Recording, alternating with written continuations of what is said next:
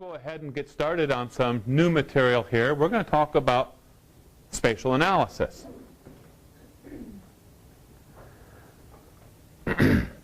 So our itinerary for the day is, first of all, to define what we really mean by spatial analysis. Give you some definition, of course, and lay down some concepts of what spatial analysis is. We'll talk about basic overlay procedures in both the vector and the raster world of GIS. We'll talk about geoprocessing with ArcGIS. Give some specific examples of digital terrain modeling techniques in GIS, using elevation data sets inside of ArcGIS, doing map arithmetic, which of course gets us more into the raster world. And then we'll spend a little bit of time talking about one of my literally favorite topics, which is error and uncertainty in geospatial, in the geospatial world. I teach an entire workshop, day-long workshop on that, and it's really a very interesting topic. So let's begin then. First section here is to talk about spatial analysis concepts. The definition of spatial analysis is a collection of tools and techniques to analyze geographic data where location is believed to be an important contributing factor to understanding and solving the problem. That's kind of a mouthful. I think Longley said it a little bit better. Spatial analysis is a set of methods whose results change when the location of the object being analyzed changes. See how that works? Well, in other words, location matters. So here's a little quiz to start the day, to start our session. You guys ready? Oh, you won't be graded on it. There's people like thinking, I think I'm sick suddenly. I better leave. On the next few slides, I want you to identify if the process that I'm describing, or the process being described on the slide, is an example of spatial analysis. Remember, spatial analysis, location matters, where the answer to the question changes as the features, the location of the features changes. Remember Longley's definition of spatial analysis. So are you ready? Ready here, Pokey? Idaho Falls, Boise, Pocatello Library, resounding, we're ready? Okay, so let's go ahead and get ready to play spatial or aspatial. Okay? What, you guys have never seen this TV show before? The first question is, don't ever let me play with Photoshop, all right? Paint Shop Pro and that stuff. I just get terrible at it. It gets worse later on in the presentation. First question is, calculate the average income for a city. Is this spatial or aspatial? Aspatial means it's not spatial analysis, okay? So is this spatial analysis or not? Calculate the average income for a city. You're saying no. You're saying no. 2 votes for aspatial. This is not spatial analysis. Do we have anyone to challenge these folks here and say that it's spatial analysis? We need to determine the borders of the city, and then people within that city their income. So you can use the type of spatial to determine who qualifies for that, but then aspatial after that, because it doesn't matter after that. Maybe so. But go ahead. I'd say yes, it is spatial analysis because the population is continually changing. Yeah. Okay. So what? Now let's not confuse spatial with temporal. Okay. And so go ahead. You're comparing between cities. Would that make it spatial? It might. Let's just look at this one. Calculate average income for a city. One city. Boom. So what are you saying? Not spatial. What do you say? Not spatial. Yeah, I agree with this is not spatial. Okay? We take a city, however we want to define its borders. That's a legal definition. This is the city limits. This is the jurisdictional area for a city. And GISers have no control over that. That's set by the cities and it's set by legislature, really. That's not a spatial analysis question, okay? Because that is the city. What's going to change? What's going to move around? Nothing, okay? Now, over time, sure, the city boundaries could be changed. One city could annex another one, and so then the city itself becomes larger, the population grows, or it shrinks for whatever reason, and temporally, we could have a different answer. But this question, as it's posed right here, is an example of aspatial, not spatial analysis. How could we make this into a spatial analysis problem? Some of you were already thinking of that. How could we make this into a spatial analysis problem? Now, you had a good example. What if we compared one city based on the 2010 census to another city, right? So we take the average income of the residents of the city of Pocatello and compare it to the residents of the city of Chubbuck and Idaho Falls and Boise and Blackfoot and so on and so forth. Okay, that gets us closer to a true spatial analysis question. However, let's go back a little bit. Let's see if this satisfies Longlay's definition. A set of methods whose results change when the location of the object or objects being analyzed changes. So really, is anything, even if we compared the population of one city to another, does that satisfy those definitions? They're really saying the same thing. Does that really satisfy those definitions of spatial analysis? Because nothing's changing. The locations are not changing.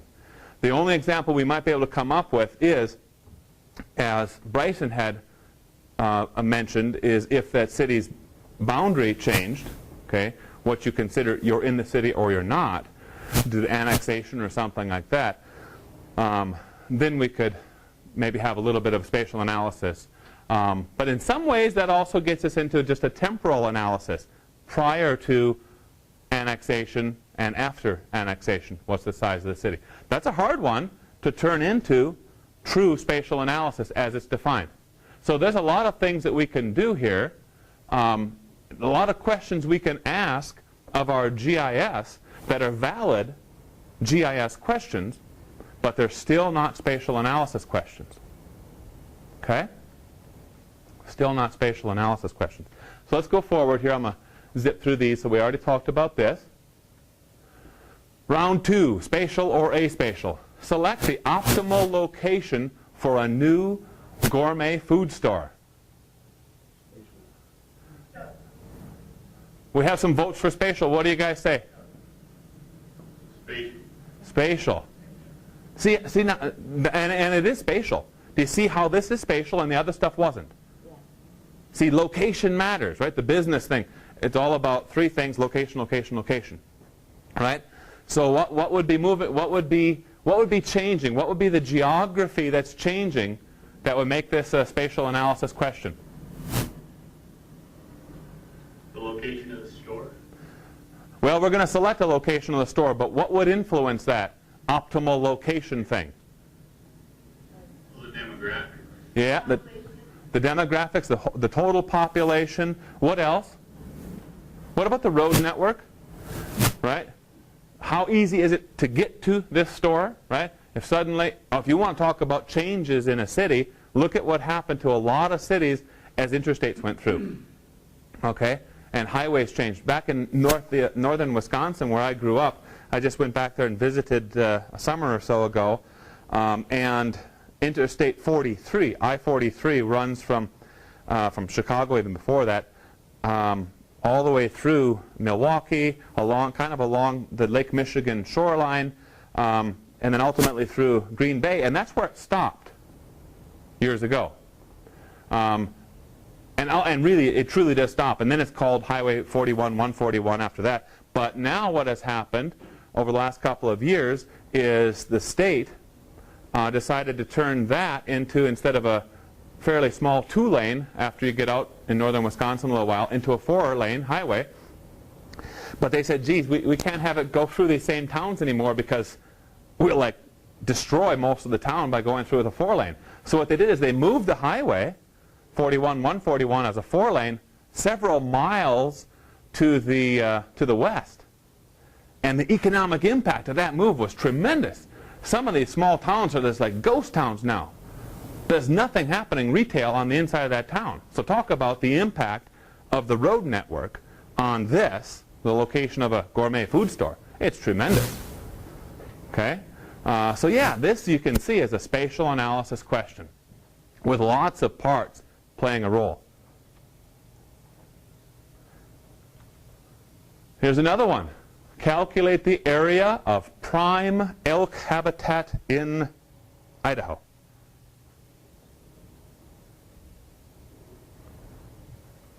Mike saying nope, nope. What do you think? Several people. Okay, we have a lot of people here saying no. Do we have any votes for yes, this is spatial analysis? A couple people saying yes, it is? Yeah. Hey, why do you think that this is spatial analysis? Because you're looking for certain things in a certain area, say water, say any kind of habitat that they require. So that those can change from place to place. Yeah, I can see where you're running with this, where you're going with this. But as another snapshot type of thing, just like what's the income of a city, average income of a city, that total area of prime elk habitat is not spatial analysis. Okay? Because the answer is not going to change.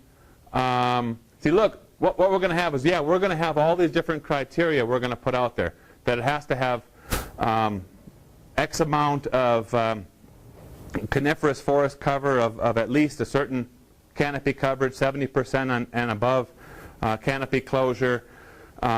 Minimum size of the forest stands has got to be at least 100 hectares or whatever the value is.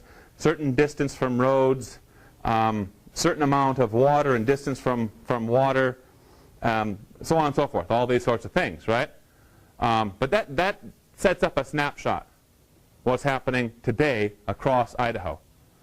And once we find that, that's it, right? That's an answer, okay?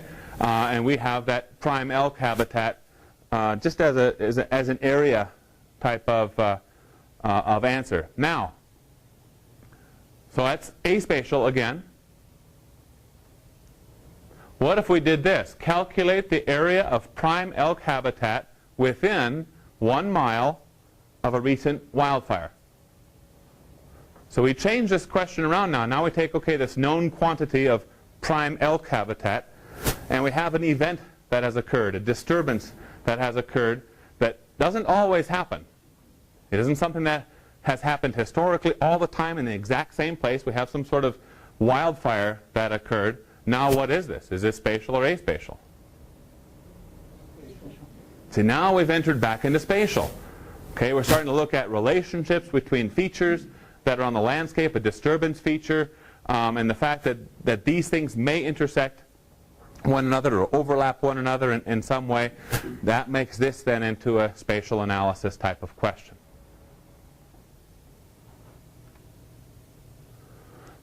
So generally speaking, spatial analysis typically uses 2 or more layers. These can be raster layers, vector layers, or a combination. Some parts raster, some part vector. And typically with some type of overlay procedure between those 2 layers. Complex analyses will benefit, complex spatial analyses will benefit from the use of what's called a cartographic model. Okay, cartographic model. Let's take a look at some of these. Here's an example of a fairly simple cartographic model, aka a flowchart. So what we have here is, and very generically, we have an input layer, and that input layer is used